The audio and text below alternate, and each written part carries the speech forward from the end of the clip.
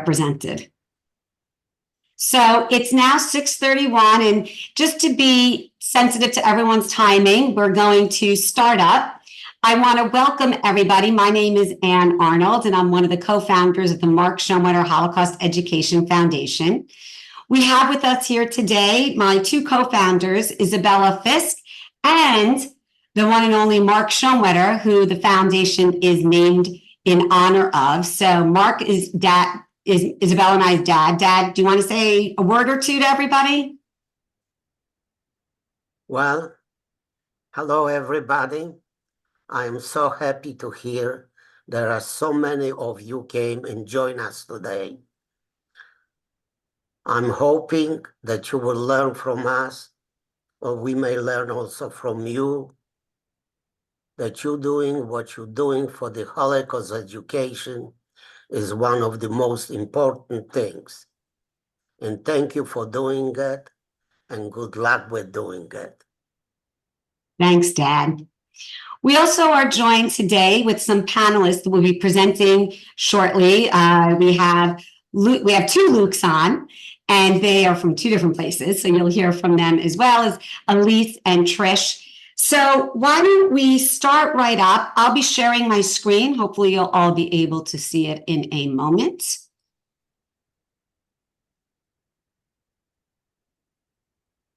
Great. Well, everyone, as I mentioned, this is our annual teacher resource webinar. Just so you know, and we'll be going over it shortly, we have done this the last several years, so you can see past recordings on our YouTube channel. This will be available to be sent out to you as well if you would like to email us afterward to let us know if you would like the presentation. The agenda for today is we will explain to you who we are, what our grants entail and how to apply for a grant, our Journey for the Living Fitness Challenge and what that means. We'll be going over resources for teachers as well as the presentations from our wonderful panelists. So moving right into it. Who and what are we? I know some of you may have known about us and have applied for a grant previously, but I know there's many of you that are new here today. So the Mark Schoenwetter Holocaust Education Foundation, our mission is to provide grants to educators such as yourself to teach anti-hate initiatives, respect, and kindness through Holocaust education. We hope to have our vision fulfilled of finding and inspiring students to create a world where all people are treated equally and with kindness and respect. I'm going to share with you a quick video about the foundation.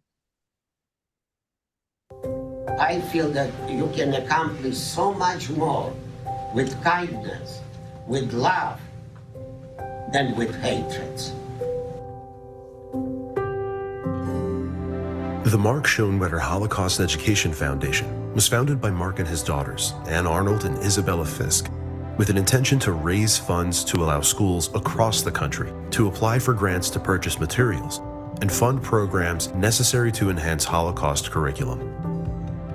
Mark survived the Holocaust as a young boy with his mother and sister in the forests of Poland, as well as the homes of kind Polish people. Mark, along with his daughters, have been sharing his story of survival for many years to people of all ages. Unfortunately, I have to say that to a degree, people are not as much aware what was happening in those days. And that's one of the reasons that we go out and talk to kids. On their tours throughout the Northeast, they discovered that many schools lack funding for Holocaust education. So they established the foundation. Mark and his daughters have received countless letters from the students they visit, thanking them for sharing the experiences and lessons. To Mr. Schoenwetter, now and for the rest of my life, I will remember you as a genuine, kind-hearted man. I will never be able to describe in words how thankful I am for you coming to our school and giving us advice for our lives. I'll remember your story, and I will tell your story. Our father, Mark, always says that if it weren't for the bravery of his mother and the goodness of others, he would not be here today. These righteous individuals had a choice and stood up to help save him and his family. We're asking you to now stand up as well. I am Anne Schoenwetter Arnold. And I'm Isabella Schoenwetter Fiske. We need your help. Your support can ensure that students will be educated about the past in order to make a change for the future. Help us promote kindness and respect through Holocaust education. Please visit mshefoundation.org to make your donation today. Thank you. So that was just a brief overview of the foundation. Oop. And Isabella is going to go into our grant money and what that entails. Isabella, you're on mute. Isabella, you're on mute. Sorry. Hi, everyone. Thank you so much for joining us. And we're so excited to say that our grant application portals are now open to teachers to apply. As you can see on the screen, our deadline to apply for a grant is October 15th. We cap our grants at $1,000, and $1,000 can go a long way. And that will pay for anything from a classroom set of books that you want to bring into your classrooms, or maybe an art project, or some of the three people we're going to be hearing from in a little bit. Their programs are also available to apply for grants for, which is they're all three great, amazing programs. And this is to help support your Holocaust teachings into your classrooms. So you go on, it's really easy. It's a grant portal that you just go in, you fill out your information, fill in the questions. It should not take you too long. And it's a great way for us to be able to help you bring in the programming and the materials into your classroom. So we have here some examples of, as Isabella mentioned, of what you can use the money for. So if you've got a local museum that you want to take your school on a class trip, we will pay for the tickets, or even the busing. We can subsidize the busing to the museum, as well as whether it's a classroom set of books. Some other projects are the butterfly project or the daffodil projects, are some great ways to incorporate arts and crafts into your classrooms as well. If you want to bring in a survivor speaker, and all of those things are great resources. We also have available resources on our website that you could take a look at, other resources that are available to you, and obviously as well as the three resources we're going to be hearing about later on tonight. This here is a list of resources that we have discussed in previous webinars. We welcome you to look at our YouTube channel and rewatch some of those. As Isabella mentioned, the Daffodil Project was one, and the Butterfly Project, but we've done all of these and we've highlighted them in past webinars. So we welcome you to learn more about that by rewatching some of those. Or if you have any questions, please follow up with Isabella and I forgot to mention, if you do have any questions, we have a Q&A section on the webinar. Please utilize the Q&A, and we will be answering questions at the end. So if any of the panelists are speaking and you have a question for them, please use the Q&A so we can keep track of that. So, Isabella, do you want to talk about the Journey for the Living a little bit? Sure. So Journey for the Living is a fitness challenge that we offer that takes place. It's our annual fundraiser that takes place during the month of May. And this is something that we do nationally, and you can create a team. Basically what it is, it's a 15-mile walk, run, ride challenge that you can do 15 miles anytime during the month of May. It does not have to be in one day, but it could be throughout the month. And the 15 miles is representative of Mark's journey that he took as a young boy with his younger sister and his mom. He walked 15 miles from his hometown in Poland to a ghetto where they thought they would be safer. So it's a great way for your schools to join and participate with us. There's a turnkey opportunity that you could create a team. So you can create a team for your classroom or your school. It's interdepartmental, so it's a great way to have bringing in fitness through your phys ed classes, as well as maybe through your ELA or your social studies classes. And it's a great way for bringing the kids together to talk, to reflect, and to do this challenge. We also have a reflections toolkit that we can offer to you. So when you go out with your students and you create this team, and maybe you do walk around the track during lunch or during a class period, And then after you walk a mile, there is a whole toolkit of reflections for each mile. And there's questions that you can ask the students, such as one of the words is Empathy or tolerance. empathy. And it's about empathy. And there's questions and there's key words that we help you that you can engage your students in having a discussion in the classroom.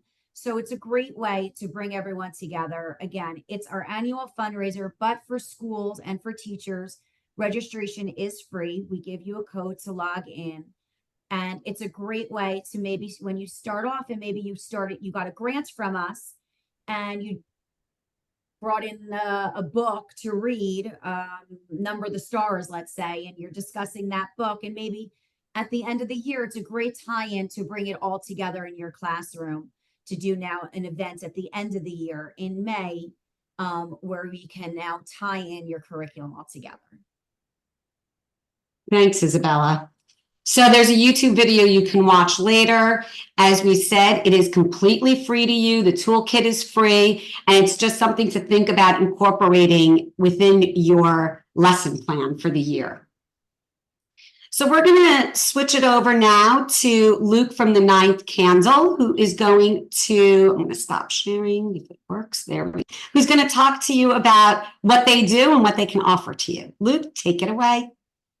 Yeah, thank you so much for having me, and thank you everyone for being here too. I'm excited to tell you a little bit about the 9th Candle. So hopefully you all can see my slideshow there in the background. So whenever I'm introducing the 9th Candle to educators for the first time, I like to begin with an anecdote about something that happened in New York. So if you are from New York State, this story may be familiar to you. So in New York, Holocaust education has been mandated for quite a long time. A mandate came in to effect in 1994, and this is the language of that mandate, that teachers were required to include courses of instruction on genocide, slavery, and the Holocaust, and mass starvation in Ireland between 1845 and 1850.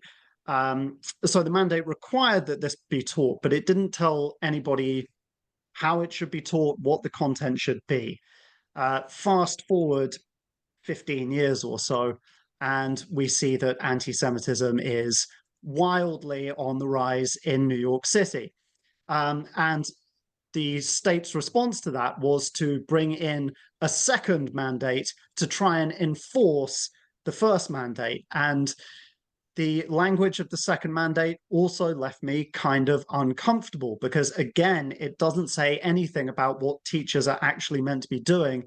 And more than that, it kind of pointed a finger of blame at teachers, right? So the second mandate said that there was going to be a survey, that schools would have to fill this out to prove that the Holocaust was being taught appropriately, and that it was the responsibility of the schools to meet learning standards of the district. But nowhere does it say what the content should be. Nowhere does it offer any kind of guidance or advice for teachers. I think for me, this is a reminder, and it's always important to say this, that teaching is the hardest, the most overworked, and the most underappreciated profession in the 21st century. And one of the reasons that I founded the 9th Candle was because I wanted to help educators with this really difficult subject.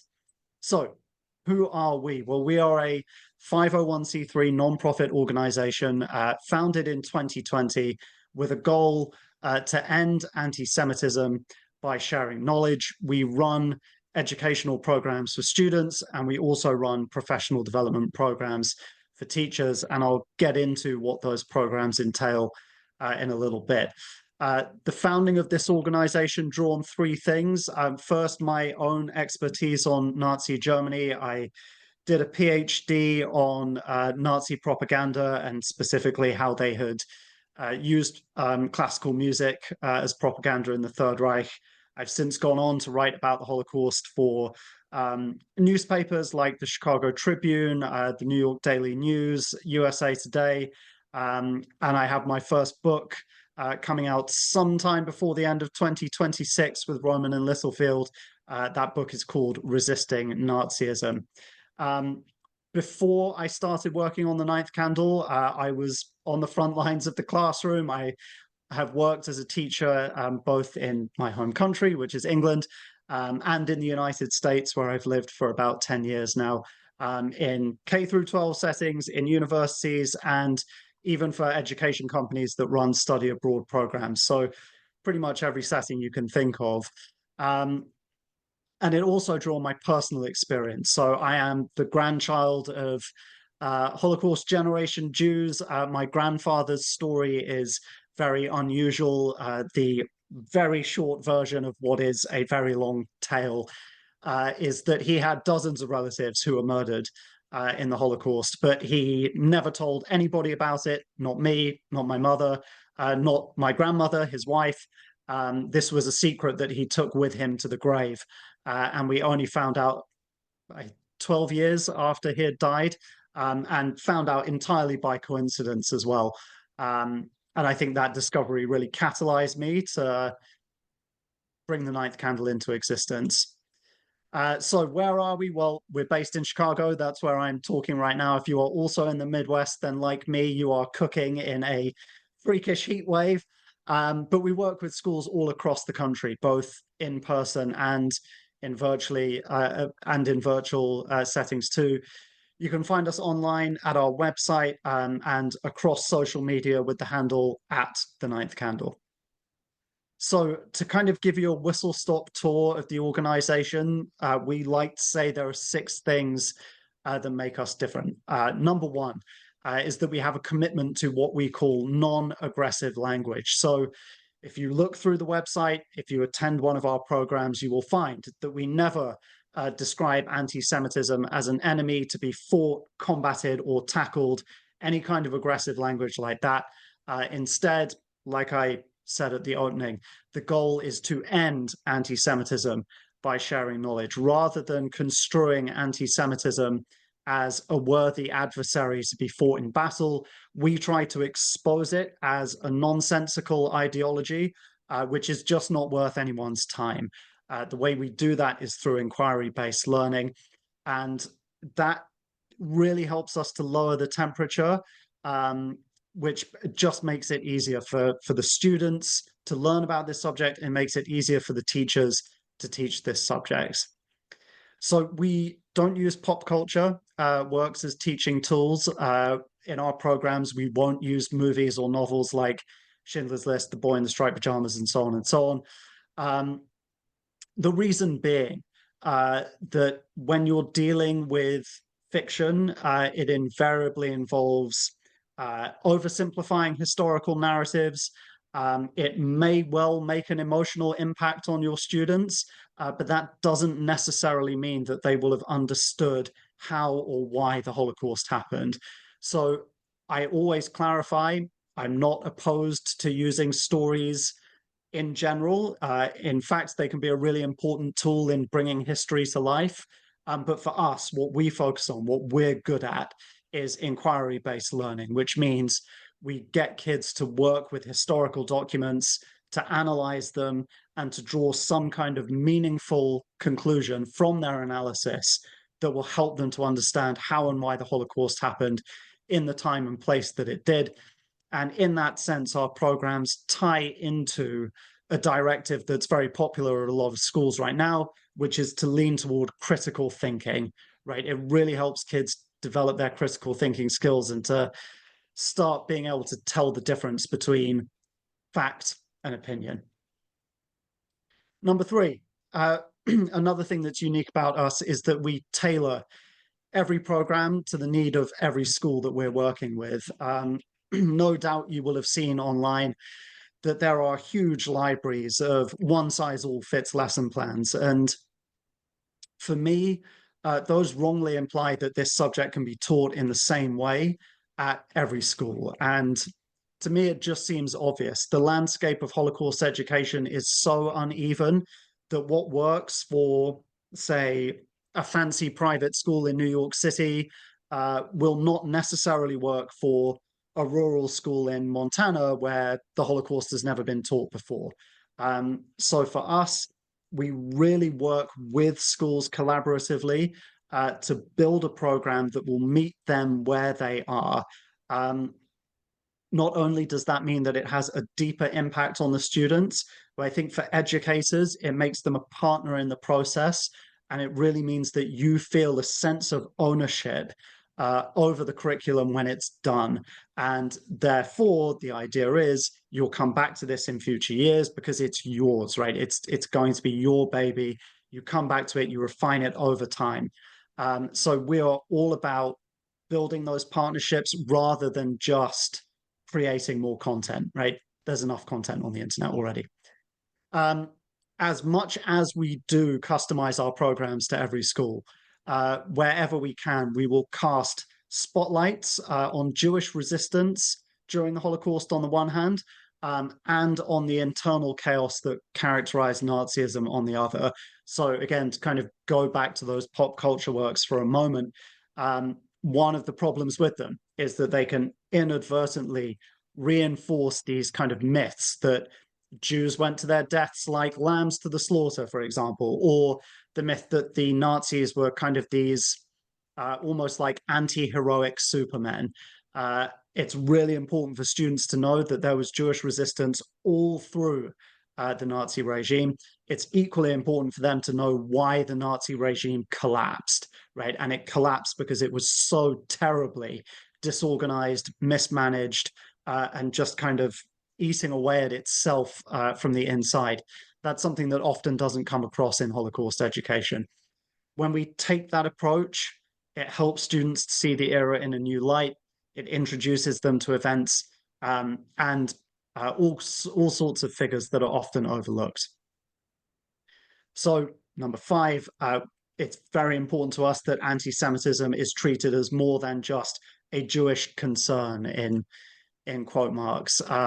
We see anti-Semitism as a symptom of bigger societal failures, and that approach requires us to embrace and promote all sorts of diverse experiences, ideas, and perspectives in our programs. And also, if you go to the website, check out our board of directors.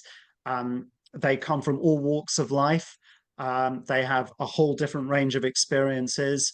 The thing that unites us is that we are all agreed that Holocaust education is a crucial thing for 21st century schools.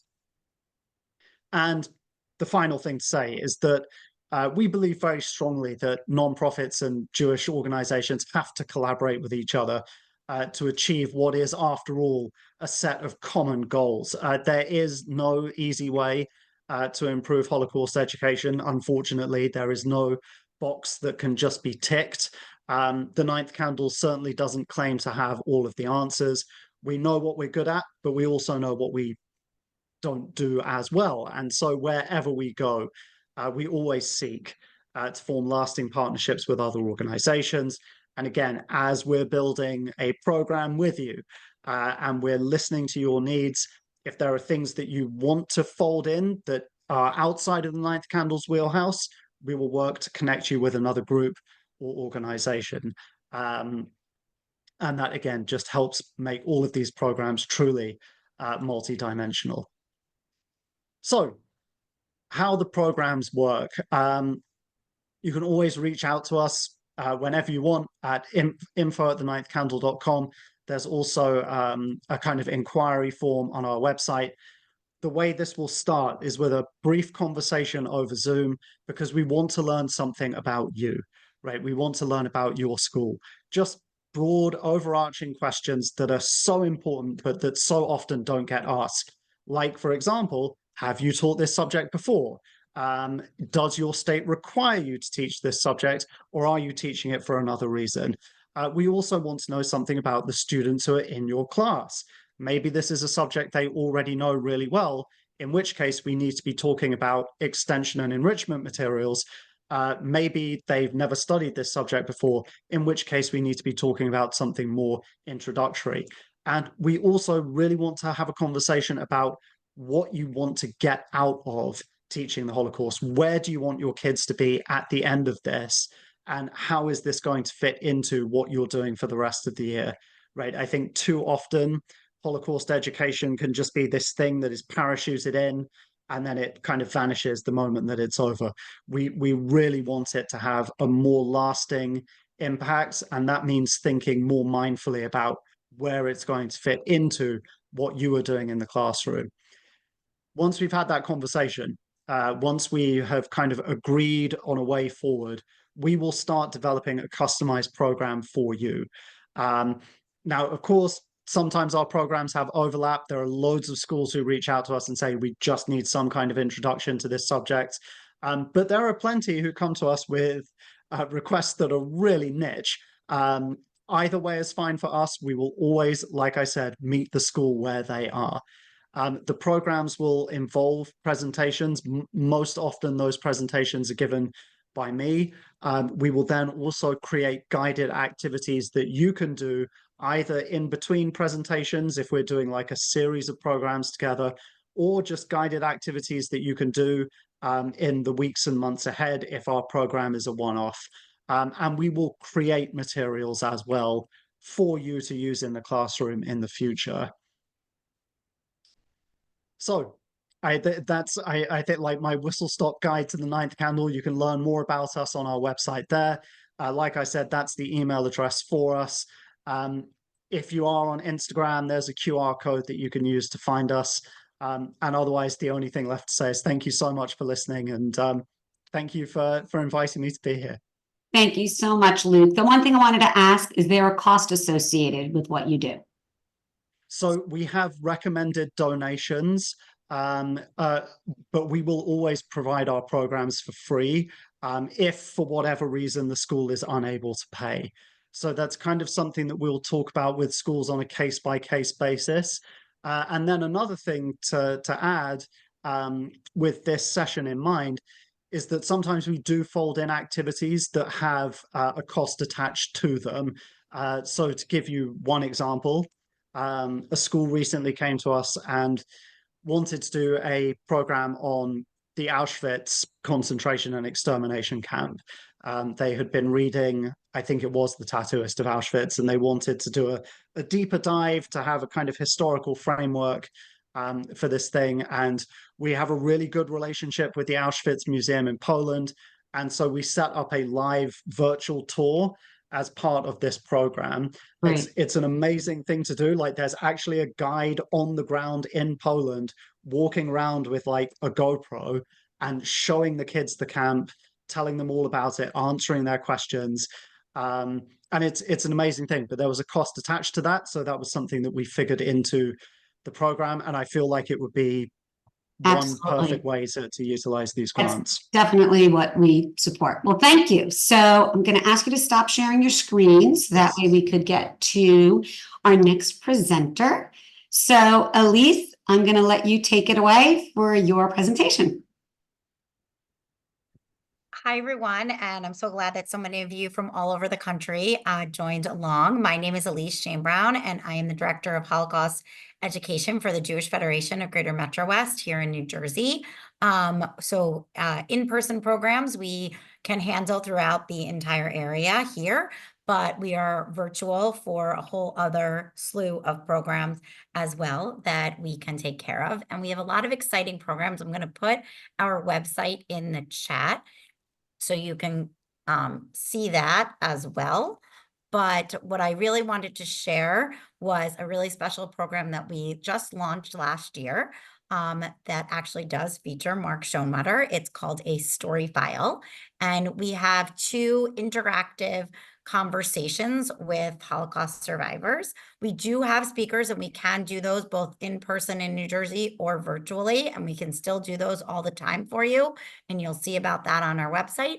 But the story files is a really wonderful way that you can interact and meet with a Holocaust survivor, and every one of your students can have their own conversation.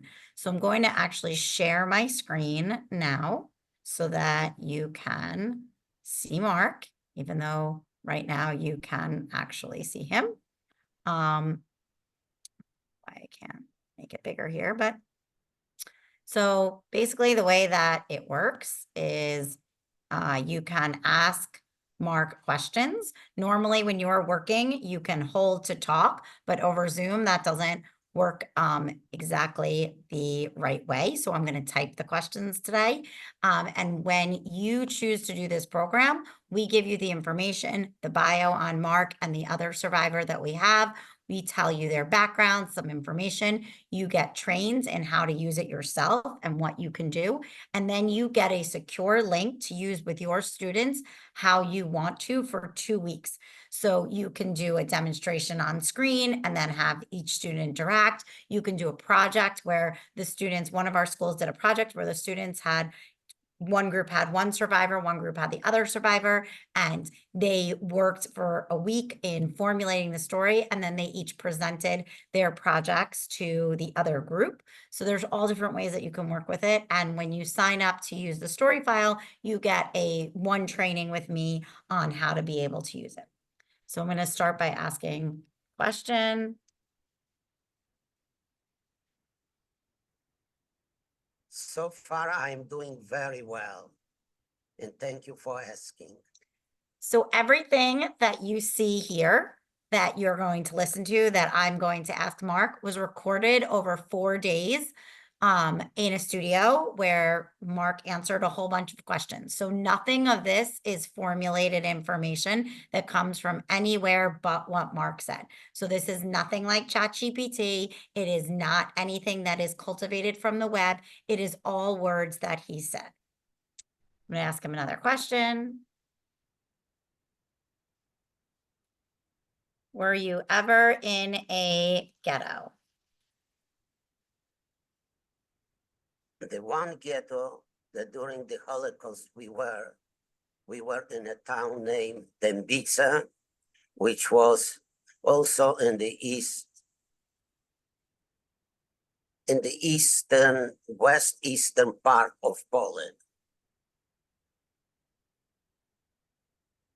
What did you eat in the ghetto? During the time in the ghetto, the food that we basically had, it was occasionally that they gave us, which was, they call it soup and a slice of bread twice a day. That was it. And then because you're going to have more information about Mark's family and what happened to him, you can ask certain direct link questions. For example, how did you find out what happened to your father? We find out what happened to my father by coincidence, actually. One day, the son-in-law of Mr. Piwat came to the forest, which occasionally he came on Mr. Piwat and brought us a loaf of bread. And when he came that time, my mom noticed that he's wearing a pair of shoes that she recognized. So she's asking him, can you tell me where you got those shoes?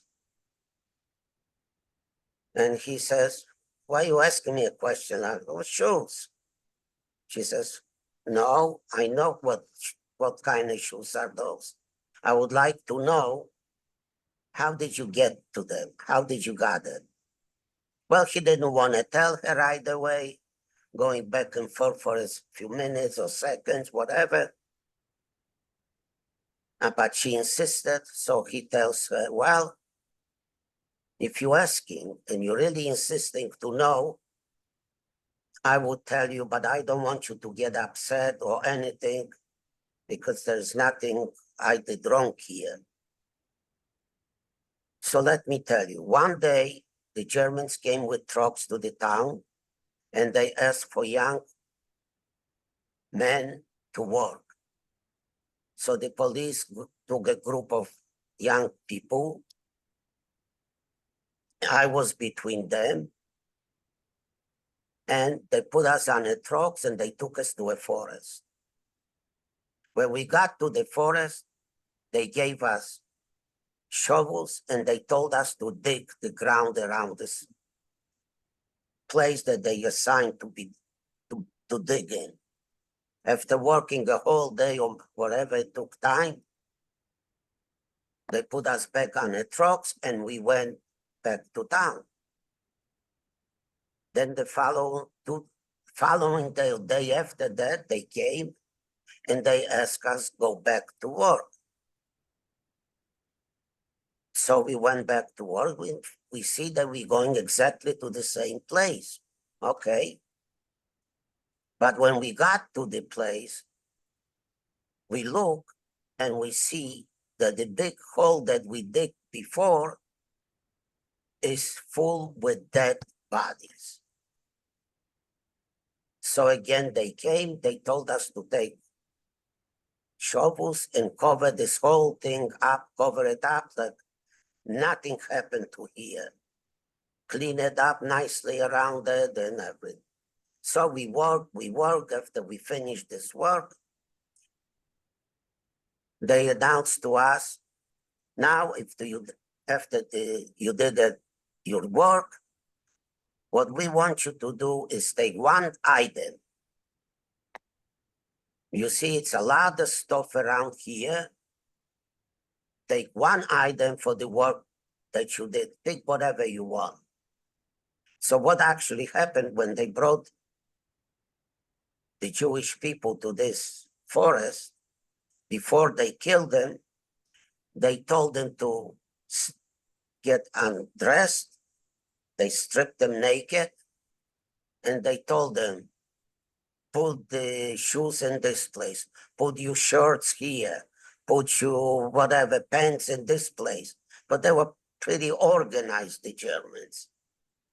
So I walked around to pick something up and I came to a bunch of shoes and I see that I recognize those shoes because I figured I know those are the shoes of your husband.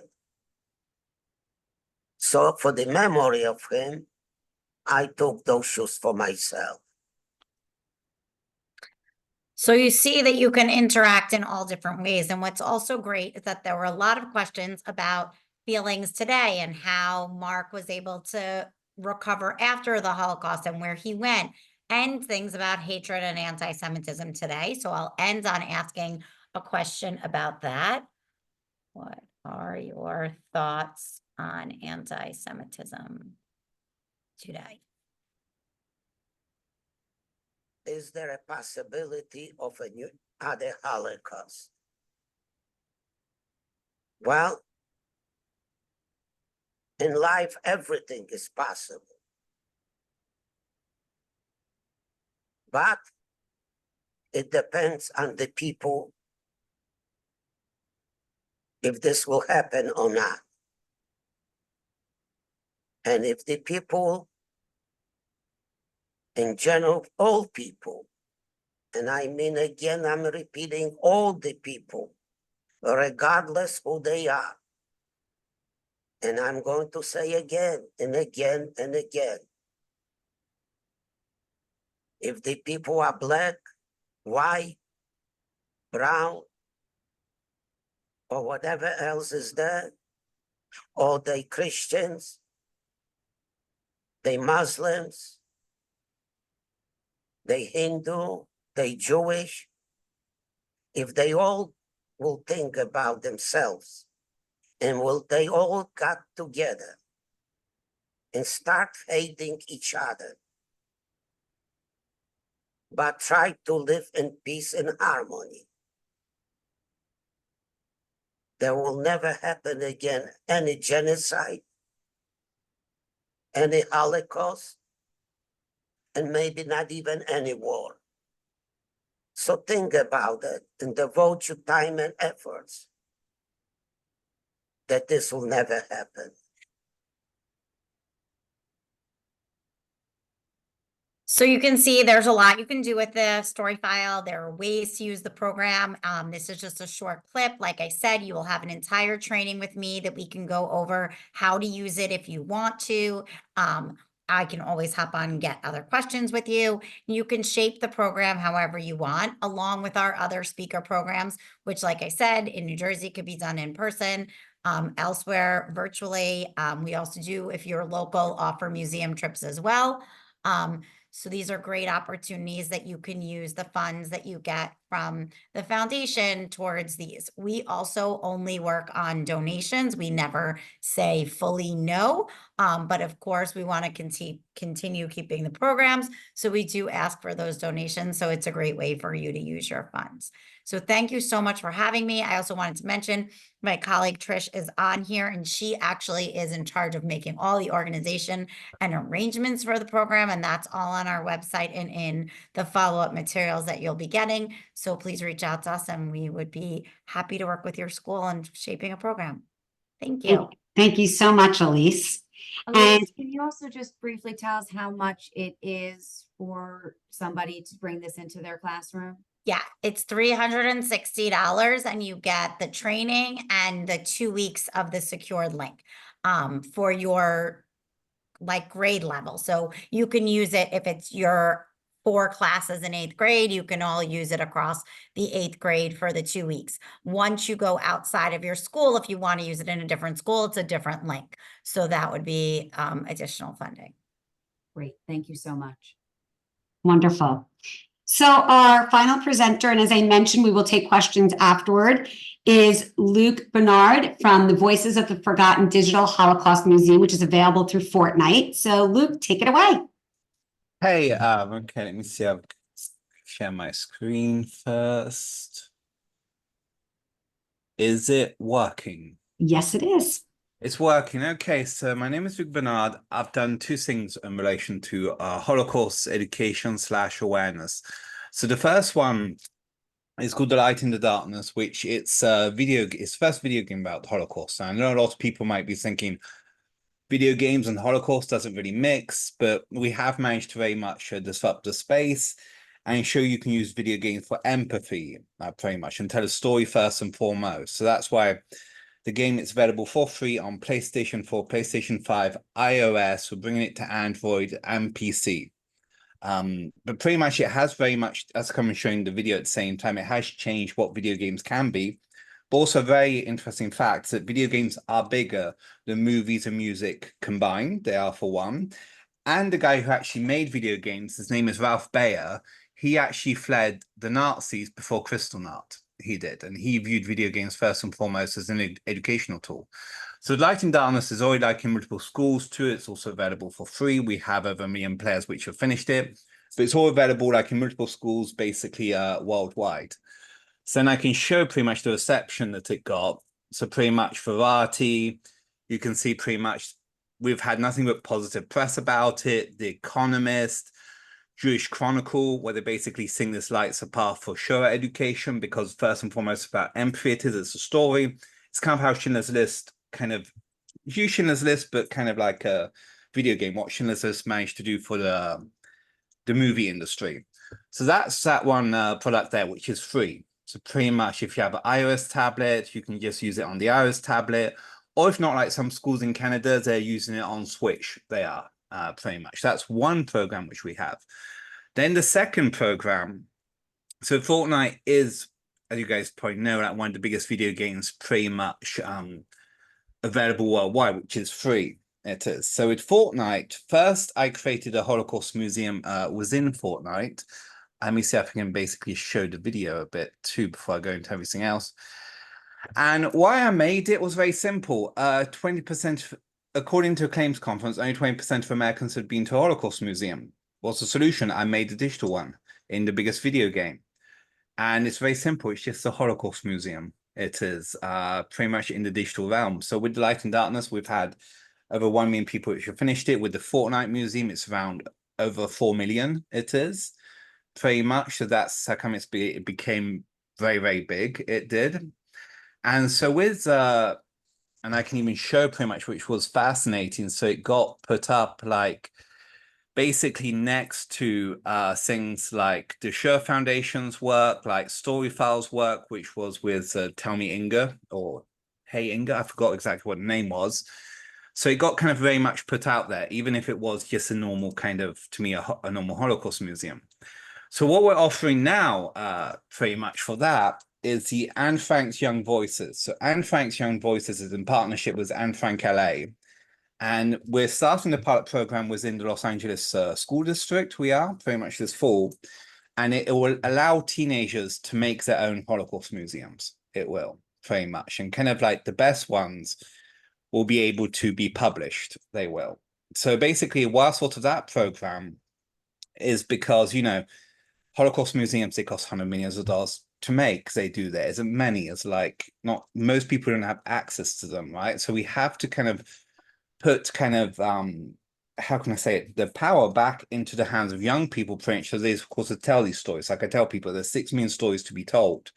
There is. And then with the young people being a lot more engaged, pretty much, because actually get to make the content. Of course, the teachers have to verify. I mean, that's why in partnership with Anne Frank LA for the California side, pretty much to make sure all the Holocaust things are factual. But then they'd be more inclined to kind of share them. They will too. So it's kind of like they're building their own museums, they're sharing their own museums, they are. And again, it's a program which no one else can do since we have a close relationship with Epic Games, collaboration with, because even this Holocaust museum isn't normally allowed. It isn't inside Fortnite, but they very much believe in the work we've been doing since Light and Darkness. So that's pretty much the second program, which is very simple. It is pretty much. So starting it in Los Angeles this fall. We'll also be expanding it to like lots of other states too. There's Rapapos, also universities, which will also be doing it too, but we're focusing when it comes to students high school level, pretty much not younger, just high school. Because also as Inglewood, also because we view it so then pretty much you know, students are able to kind of learn 2 things. First, to have to look up things about the Holocaust, pretty much tell stories which they want to tell, but also have another skill set, which is also knowing how to kind of quote unquote make things in the digital realm. And all that needs pretty much is just a computer, just a good PC pretty much. But what's the advantage of having a good PC is not only, say, for example, you'll be able to use things like what we're, you know, kind of our Fortnite Holocaust education program and museum creation program, but also use Light in the Darkness. But also it's not just us, so even like the Los Angeles Museum, like so many different museums now are switching more towards digital. They are, so that's why I think it's important to actually have computers that can handle all this technology. Even the Claims Conference now, since our work has come out, they've opened up basically funding for video games. They have now too. So that's why it's kind of preparing yourselves for the future. And that's pretty much the presentation. It's very simple, it is, and straight to the point. Wonderful. So just to be clear, and I remember I asked you this, if a teacher tells their students to go into Fortnite and go to the museum and learn stuff, the characters cannot do anything. They can't play games in there or anything like that. So basically, it is safer. I argue at this point, it is safer than real life locations. You can't tag it, you can't graffiti it, you can't do anything bad in it. We all have all the parameters basically set. But actually, funny enough, this is one exhibit here. The volume, I didn't put the volume too high, but pretty much inside that museum, we've collaborated with the Los Angeles Museum, with Holocaust survivors, where they've got to tell their story. Just go up, the audio starts playing, it does, pretty much. But however, Fortnite is harder. What we've noticed, it's harder to get inside schools. It is pretty much compared to Light and Darkness, where it's very easy, been easy to get inside schools. That's come for teachers. I would recommend when it comes to the Fortnite Museum is telling them to kind of visit it probably at night or during their homeschool things if they aren't, say, part of the Anne Frank's Young Voices program. It's just there's some rules of computer things. There's at some schools that's it's been easier. It has with the Los Angeles. The school won't let them access Fortnite from the school computer. I see. Exactly. A homework assignment which could be a fun homework assignment, some kids might think. Yeah, so that's why in Canada it's the Light in the Darkness which is being used. That's why it's an interesting thing. Both of our products pretty much allow us to use those things. But some schools are making exceptions. They are pretty much to have the Anne Frank Young Voices. And so both of these are free, or is there a cost associated with either one? So Light and Darkness completely free. The Fortnite Museum is also completely free. The Anne Frank's Young Voices, we actually have to, since it's a pilot program, we actually have to be involved. We do. So we're throwing it for the people who are part of the pilot program. We're throwing in it for free. It has been very much so, but we're still looking. We are pretty much still deciding because how much work it's going to cost us. I mean, our goal pretty much is for it to be free, but it depends if we basically get a lot of donations or not. Great. And they'll be able to contact you if there's any questions. I believe someone put into the chat the voicesoftheforgotten.com website. Isabella put that in. And then if you want Digital Holocaust Museum, you could put that as after the slash, and that will get you to some. Well, the Fortnite Museum, it's more complicated. They actually just have to go into Fortnite, but the young people would figure it out. They go into Fortnite, they type in Holocaust, and they find it. They will. Awesome. Wonderful. Thank you so much. I just stop share. There we go. So we'd like to open it up. We have about 8 minutes left right now. If you have any questions for any of our panelists, or if you would like any clarification on anything that they said, please let us know. You could, as I mentioned, put it in the Q&A or in the chat. While we're waiting for that, I'm just going to go back here. You can all see my screen, I hope. So we wanted to let you know about some exciting stuff that's happening as well at the foundation. We're in the process of creating a searchable Holocaust resource database. We are right now compiling information from organizations all over the country, and it's a place where you as an educator can come in. You'll be able to search by your state and put in what subject you teach and what grades you teach. And you will be able to get back whether your state has any mandate, a link to that mandate, or any state curriculum or Holocaust Commission or Council, as well as national and local resources available for you. If there is a cost, you'll then just be able to apply for a grant. So that should be launched, we're hoping, before the end of the year. So we encourage you to check back, and you will be getting an email to get notified when that goes live. We'll be adding all of you to our e-blast list as well. As Elise mentioned, I'm sorry. Go ahead, Ann. Sorry. As Elise mentioned, there is StoryFile. We do want to let you know Mark's story is in a book. That book does have free curriculum content as well as Q&A answers to help you create your curriculum, PowerPoint of what happens afterward, completely free. So that book is available. You can get in touch with me if you would like any more information about that. And then I'd like to see if there was any questions. So there are. So one of the questions is, are there resources for elementary art students? Yes, I think a great resource for elementary age kids is the Daffodil Project or the Butterfly Project. The Daffodil Project is something that you can reach out to them. Again, their resource, both of those resources are on our website to reach them. The Daffodils is a great project. You get these bulbs that you plant at the beginning in the fall. Again, depending on where you're located, it might work for you or not. Some of the Nevada people, I'm not sure if that would be really great for you because of this. You're not really a seasonal environment and climate, but for others, you plant these bulbs in the fall, and they have curriculum that goes with it. And then in the spring, you see how these beautiful daffodils bloom and come out. And the daffodil is the representation. The daffodil looks like the Star of David. It's the yellow Star of David. It kind of looks like that when it blooms. And it's representative of the children that were murdered during the war, during the Holocaust. So that's a great project. Another great project for young children is also the Butterfly Project. You get these porcelain butterflies, and they represent a different person that perished or survivor, and you decorate them. And again, there's programming and curriculum that goes with them. So those are some great art projects, and something maybe for the younger kids. It's also great for older kids, but it's something that the younger kids can participate in and enjoy. Any online virtual Holocaust museums that we would recommend? Well, sorry.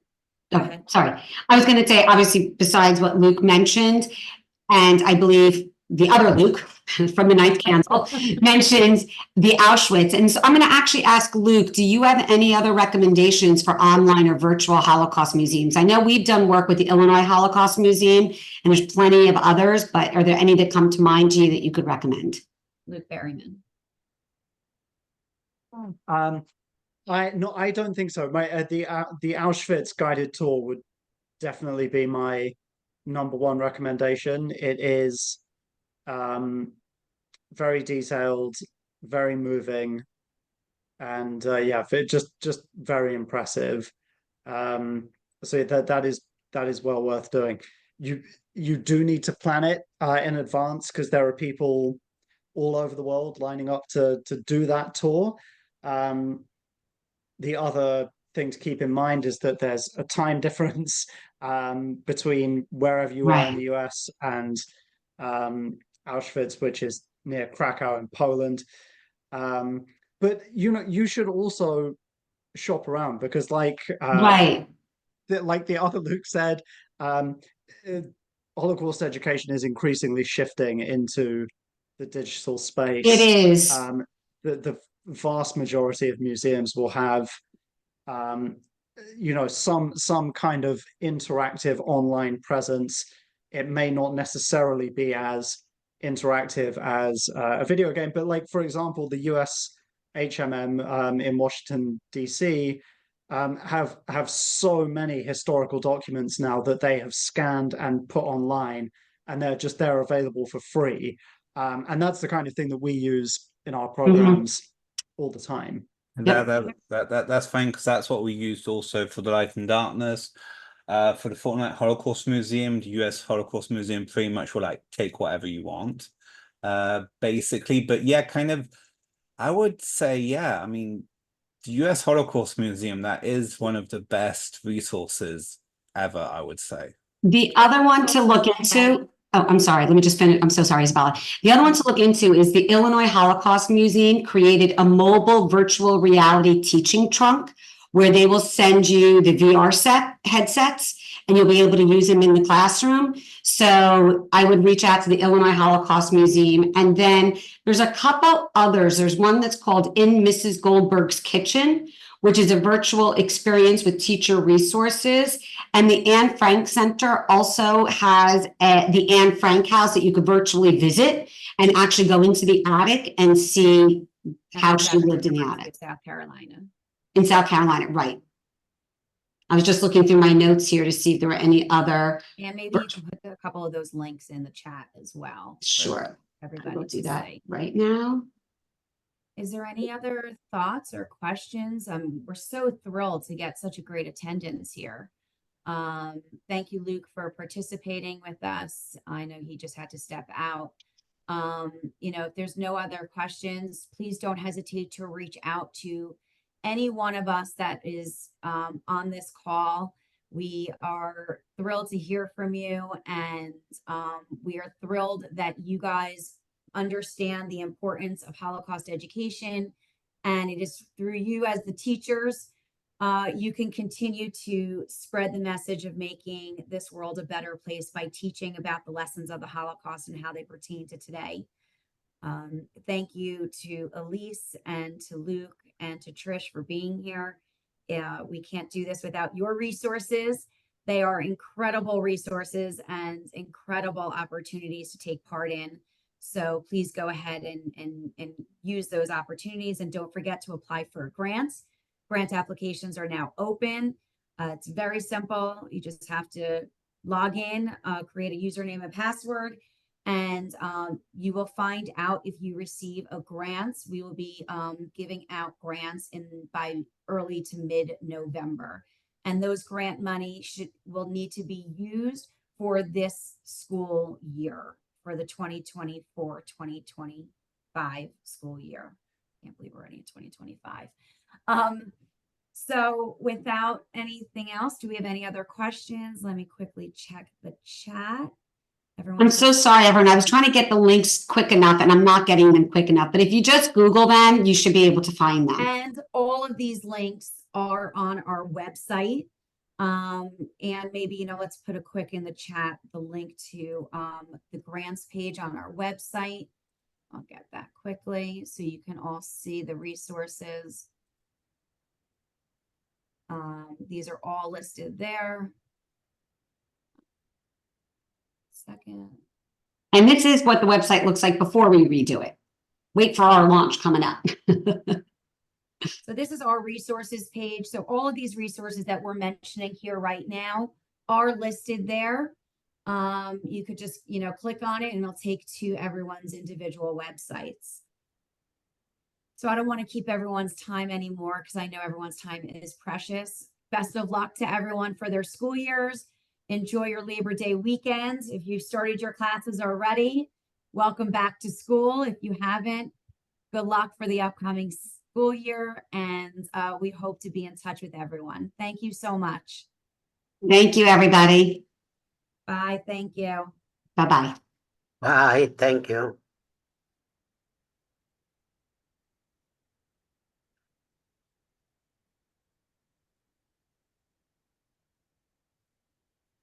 Turn off the recording.